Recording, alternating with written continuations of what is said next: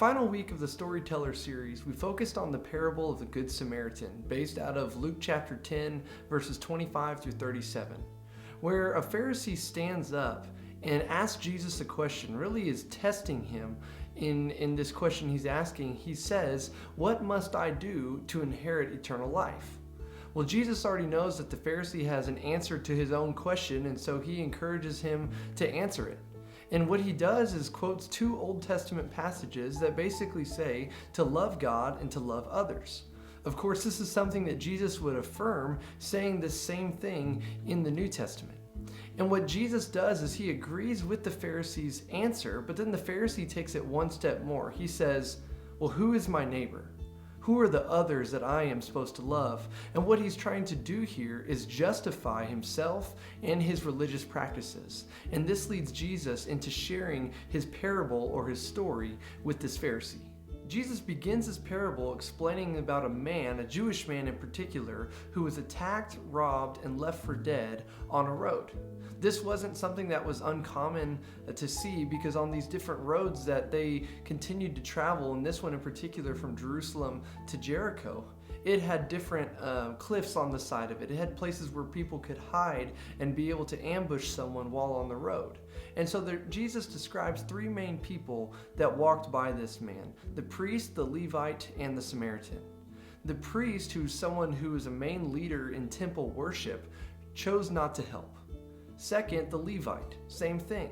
He wasn't a leader of temple worship, but a Levite is actually someone who would aid in the function of the temple and in worship practices. He chose not to help as well. And then the Samaritan walks by.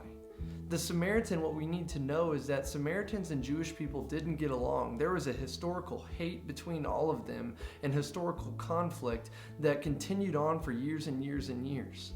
But it says that the Samaritan man had pity on this Jewish man. He went up to him, he bandaged his wounds, he put oil on him and wine on him to continue to help cleanse his wounds. He put this man on his own donkey, which meant, of course, that he had to walk. He rode this man on the donkey into the city and then paid for his entire recovery and where he put him up to be able to heal. The Samaritan man went above and beyond for this Jewish man when the priest and the Levite just continued to walk and turned a blind eye. And so when Jesus is done sharing this story with the Pharisee, he asked him a very simple question. He says, which of the three men was a neighbor to the man that was robbed? The Pharisee answered, well, the one, of course, that had mercy on him. And Jesus says, okay, we'll go and do likewise. And so when we read this story, we understand, yes, we need to have mercy on other people. But the question is, why didn't the priest and the Levite have mercy on the man who was robbed? What was their reasoning for continuing to walk away? It could have been a number of different factors, but one of the main contributors to this was that they allowed their religion to take priority over loving people. But what do we mean by that? Well, historically, it was against the law of Moses for a Jewish person, especially for a priest or a Levite, to touch a dead body. If they did, that would make them unclean, right? And you wouldn't, of course, want any religious leader unclean leading somebody, is how they continued to interpret that and continue to embrace that. But in light of a religious leader not being clean, they then chose to pass right by the guy who was in desperate need on the road and was beaten within an inch of his life. They neglected to be able to see that God's law was actually intended to draw us into deeper relationship with God and to loving other people, no matter what that looks like. Never to avoid interactions with others, even if you think it would compromise your religious beliefs, if you will, because of their lifestyle. And so what we see here from the priest and the Levite is that this doesn't give us an opportunity to justify having a lifestyle that isn't of God.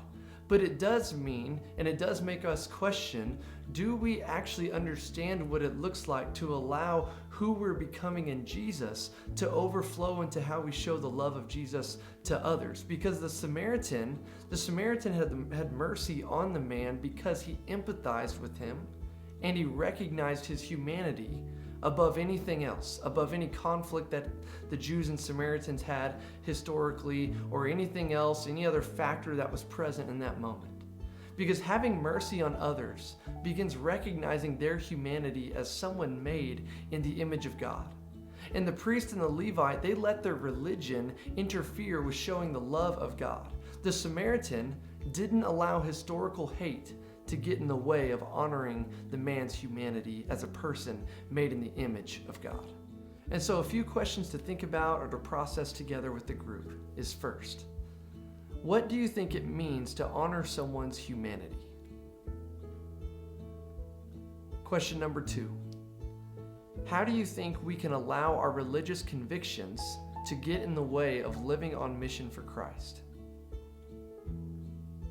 And question number 3, who is someone that you believe God is calling you to connect with, though they may live a lifestyle against what you believe to be true?